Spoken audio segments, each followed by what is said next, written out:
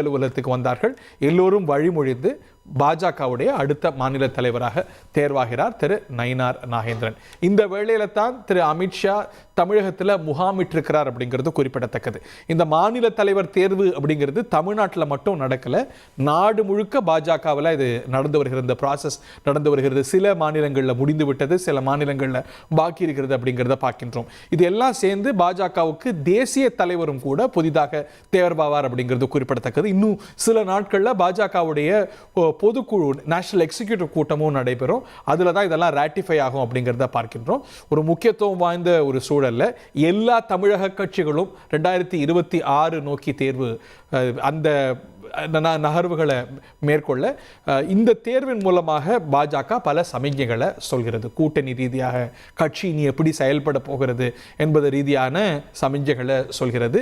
அமித்ஷா தமிழ்நாட்டில் இருக்கக்கூடிய வேளையில் அவர் ஒரு பக்கம் ஐடிசி கிராண்ட் ஷோலால் இருக்கிறார், அவர் பத்திரிகையாளர் சந்திப்பெல்லாம் நடத்துவார் அப்படின்னு சொல்லப்படக்கூடிய வேளையில் தான் இந்த தேர்வானது நடைபெற்றிருக்கிறது.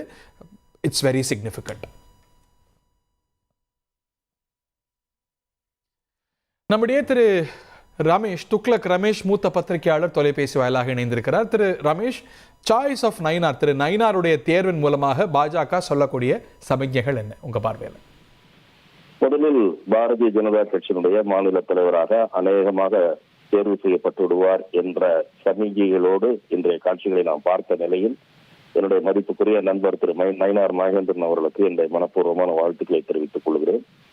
நீங்கள் கூறியது போல தென் பகுதியில் ஏற்கனவே மேற்கு மண்டலத்தில் வலுவாக பாரதிய ஜனதா கால் பதித்துள்ள நிலையில் தென் பகுதியில் பாரதிய ஜனதா உறுதியான வளர்ச்சியை கண்டு வருகிறது. ஆகவே அந்த பகுதியில் இன்னும் கொஞ்சம் கூடுதல் கான்சென்ட்ரேட் பண்ணுகிற வகையிலும் ஒரு மெஜாரிட்டி சமூகத்தைச் சேர்ந்த முக்குளத்தூர் சமூகத்தைச் சேர்ந்தவர் என்கிற வகையிலும் அவருடைய தேர்வு என்பது அவரை தேர்வு செய்வது என்பது அமைந்திருப்பதாக நான் பார்க்கிறேன். அதே சமயம் நீங்கள் சரியாக குறிப்பிட்டது போல இதற்கு முன் தலைவர் பொறுப்பில் இருந்த திரு அண்ணாமலை அவர்களுடைய செயல்பாடு என்பது ஒரு ஆழமாகவும் அழுத்தமாகவும் தமிழகத்தில் பாரதிய ஜனதா கட்சி உறுதியான வளர்ச்சியை பெறுகிற வகையில் முத்திரை பதிக்கிற வகையில் அவர் செயல்பட்டிருக்கிறார். அவருடைய செயல்பாடு என்பது வேகமான செயல்பாடு. இவர் அவ்வளவு வேகத்துடன் செயல்படக்கூடியவர் அல்ல. அண்ணாமலை அவர்கள் அதிரடியாக செயல்படக்கூடியவர். உதாரணமாக சொல்ல வேண்டும் என்றால் காங்கிரஸ் கட்சியில் தமிழக காங்கிரஸ் தலைவராக திரு பழனியாண்டி அவர்களும் இருந்திருக்கிறார், திரு வாழப்பாடி ராமமூர்த்தியும் இருந்திருக்கிறார். வாழப்பாடி ராமமூர்த்தியினுடைய பாணி திரு அண்ணாமலையினுடைய பாணி. திரு நயினார் நாகேந்திரன் அநேகமாக திரு பழனியாண்டி அவர்களைப் போலத்தான் மென்மையான செயல்பாடு கொண்டவர். ஆனால் இன்றைக்கு தமிழக அரசியலில் திராவிட முன்னேற்ற கழகம் ஆட்சி பொறுப்பில் இருக்கக்கூடிய நிலையில் ஒரு வலிமையான கூட்டணியோடு இருக்கக்கூடிய நிலையில் அந்த அரசாங்கத்தின் தவறுகளை குற்றச்சாட்டுகளை வலிமையாகவும் ஆதாரபூர்வமாகவும் முன்வைத்துக் கொண்டிருந்தவர் திரு அண்ணாமலை. அவரை வழக்குகள் போட்டு மிரட்டலாம் என்று ஆளுங்கட்சி நினைத்ததே தவிர ஒரு வழக்கில் கூட அவரை கொண்டு போய் நீதிமன்றத்தில் நிறுத்த முடியவில்லை. முடிந்தால் என்னை கைது செய்து பாருங்கள், மாலை 5 மணி வரை கமலாலயத்தில் தான் உட்கார்ந்திருப்பேன் என்று சொல்லி ஒரு நாள் 6 மணி வரை உட்கார்ந்திருந்தார். ஆகவே அப்படி வேகமாக செயல்படக்கூடிய ஒரு தலைவரைத்தான் இன்றைக்கு இளைஞர்கள் விரும்புகிறார்கள். அண்ணாமலையின் காரணமாக பாரதிய ஜனதாவின் பக்கம் மிக பெருவாரியான இளைஞர்கள் திரும்பினார்கள். அவருடைய நடைபயணம் ஒரு பெரிய எழுச்சியை ஏற்படுத்தியது. ஆகவே அண்ணாமலை தலைமை பொறுப்பில் இல்லாதது என்பது ஒரு வேக்குவம் தான் தோற்றுவிக்கப்படுகிறது. அதை இவர் இட்டு நிரப்ப வேண்டிய பெரும் பொறுப்பு, அதுதான் முதல் சவால். பாரதிய ஜனதாவின் பக்கம் திரும்பிய புதிய வாக்காளர்களை சோர்ந்து விடாமல் தக்க வைக்க வேண்டிய மிகப்பெரிய பொறுப்பு நயினார் நாகேந்திரனுக்கு இருக்கிறது. சொல்ல போனால் சமூக வலைத்தளங்களிலே கடந்த 2-3 நாட்களாக வருகிற செய்திகள், விமர்சனங்கள் மிக பெருமளவில் வந்து கொண்டிருக்கின்றன. அண்ணாமலையை மாற்றக்கூடாது என்று மிகப்பெரிய அளவிலே பல கருத்துக்கள் பதிவிடப்பட்டு வருகின்றன. ஆக அந்த தரப்பினரை திருப்திப்படுத்த வேண்டிய, இல்லை இவரும் அப்படித்தான் வேகமாக கட்சி நலன்களை விட்டுத்தராமல் செயல்படக்கூடியவர் தான் என்று திருப்திப்படுத்த வேண்டிய முதல் பொறுப்பு, பெரும் பொறுப்பு திரு நயினார் நாகேந்திரன் வசம் இருக்கிறது. அதே போல அண்ணாமலை அவர்களை இந்த கட்சி எப்படி அங்கீகரிக்கப்படுது, அவரது பணியை அவர் எப்படி பயன்படுத்திக் கொள்ள போகிறது என்ற பார்வையும் அந்த பிரிவினர் மத்தியில் நிச்சயமாக இருக்கும், ஏமாற்றமடைந்த அந்த பிரிவினர் மத்தியில். ஆகவே அதற்கும் விடை தெரிய வேண்டும். பாரதிய ஜனதா, தமிழக பாரதிய ஜனதாவிலும் சவால்கள் இருப்பதாகத்தான் பார்க்கிறேன். இன்னொன்று, அதிமுக கூட்டணியை உறுதிப்படுத்தாத நிலையில் எதற்காக இந்த மாற்றம் இப்போது திடீரென்று செய்யப்படுகிறது என்ற விமர்சனமும் கூட எழுதி கொண்டிருக்கிறது. அதிமுக இன்னும் கூட்டணியை உறுதிப்படுத்தவே இல்லை. எதற்காக இந்த தேர்வு அதற்காக இப்போது? தலைவர் பொறுப்பு காத்திருக்காதுல்ல. இப்ப அவங்களுக்கு வந்து தேசிய அளவுல தலைவரை தேர்வு செய்யணும், இந்த தேர்தலை ஒரு குறிப்பிட்ட காலத்துக்குள்ள முடிக்கணும். மாநிலங்களில் பாரதிய ஜனதா கட்சியின் மாநில தலைவர்கள் நியமிக்கப்படவில்லை, இன்னும் சில மாநிலங்களில் நடைபெறவில்லை. அப்படி இருக்கும்போது தமிழகத்திற்கு மட்டும் அவசரம் காட்ட வேண்டிய அவசியம் என்ன? மத்திய உள்துறை அமைச்சர் இங்கே வந்திருக்கிறார். ஏற்கனவே இங்க இருக்கக்கூடிய அதிமுக பிரதிநிதிகள் டெல்லியில் போய் சந்தித்து விட்டு வந்து கூட்டணி பற்றி பேசவில்லை என்று வெளியில் மறுத்தார்கள். உள்துறை அமைச்சர் கூறியதே மறுத்தார்கள். அப்படி இன்னமும் நிலையற்ற நிச்சயமற்ற தன்மையோடு இருக்கக்கூடிய அதிமுகவை திருப்திப்படுத்துவதற்காக இந்த முடிவை எடுத்திருக்க வேண்டுமா என்ற விமர்சனமும் ஒருபுறம் எழுந்திருக்கிறது. அதையும் அலட்சியப்படுத்த முடியாது. ஆகவே திரு நயினார் நாகேந்திரன் அவர்கள் செயல்படக்கூடியவர், தொண்டர்களை அரவணைத்து சொல்லக்கூடியவர் என்பதெல்லாம் மாற்று கருத்து இல்லை.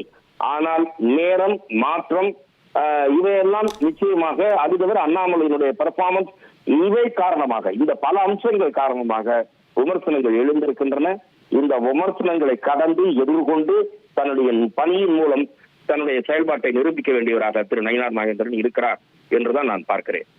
திரு அண்ணாமலை வேற எங்க ரீபொசிஷன் பண்ணுவாங்க அப்படின்னு நினைக்கிறீங்க? ஒரு தேசிய அளவுல பொறுப்பு கொடுக்கணுமா, இல்ல அவர் வந்து நான் இங்கேயே தான் இருப்பேன், நான் தமிழ்நாட்டிலே இருப்பேன் அப்படிங்கிற மாதிரியான சமிக்கைகளை தான் தொடர்ந்து கொடுத்து வர்றாரு. அதை எப்படி பாஜக அணுகும்னு நினைக்கிறீங்க? இன்னொன்று, இப்போது திரு நயினார் நாகேந்திரன் அவர்கள் ஒரு வலிமையான ஒரு பிரமுகர். மாற்றுக் கட்சியில் இருந்து அவர் வந்திருந்தாலும் கூட சட்டமன்ற குழு தலைவராக இருக்கிறார். நாடாளுமன்ற தேர்தலில் போட்டியிட்டு அதிமுகவை பின்னுக்கு தள்ளி இருக்கிறார். ஆக அப்படி ஒரு வலிமையான பிரமுகரை தற்காலிக ஏற்பாடாக வைத்திருக்க முடியாது. அப்படியானால் வருகிற சட்டமன்ற தேர்தலுக்கு பிறகும் இவர்தான் நீடிப்பார் என்கிற சூழல் இருக்கும். திரு அண்ணாமலை அவர்கள் ஏற்கனவே கூட்டணி ஆட்சி பற்றி வலிமையான கருத்தை முன்வைத்திருக்கிறார். அதை நோக்கி இப்போது பாஜக நகருமா? அதுவும் ஒரு நயினார் நாகேந்திரன் முன் உள்ள ஒரு சவால். திரு அமித்ஷாவே தேசிய ஜனநாயக கூட்டணி ஆட்சின்னு சொன்னார்ல. தேசிய ஜனநாயக கூட்டணி ஆட்சி என்ற பதத்தை திரு அமித்ஷா அவர்கள் பயன்படுத்தி இருக்கிறார். ஆனால் அது சரியாக இன்றைக்கு அதிமுக அதை ஒத்துக்கொள்ளுமா என்கிற கேள்வி இருக்கிறது. ஆகவே திரு நயினார் நாகேந்திரன், நான் அவருக்கு முன் உள்ள சவாலை சொல்கிறேன். அதிமுக போன முறை கொடுத்ததை போல சொற்பமாக வெற்றி வாய்ப்பில்லாத தொகுதிகளை பாஜகவுக்கு ஒதுக்கிவிட்டது என்று பாஜகவினுடைய உள்ளரங்க கூட்டத்தில் விவாதிக்கப்பட்டிருக்கிறது. இந்த தொகுதிகளை ஏற்றுக்கொண்டிருக்க கூடாது என்று. அப்படிப்பட்ட பின்னணியில் கூடுதலான தொகுதிகளை, மிக அளவுக்கு அதிகமான தொகுதிகளை கேட்டுப் பெற வேண்டிய நிலையில், கூட்டணி ஆட்சியை நோக்கி தமிழக அரசியலில் நகர்த்த வேண்டிய நிலையில் திரு நயினார் நாகேந்திரன் இருப்பதாக நான் பார்க்கிறேன். பெரும்பாலும் உங்களுக்கு தெரியாததில்ல, பாஜகவை பொறுத்த வரைக்கும் கூட்டணி சீட்டுகள் இதெல்லாம் வந்து மாநில தலைமைகள் இருந்தாலும் அதுல முக்கிய முடிவுகளை எடுப்பது அப்படிங்கிறது டெல்லி தலைமை தானே.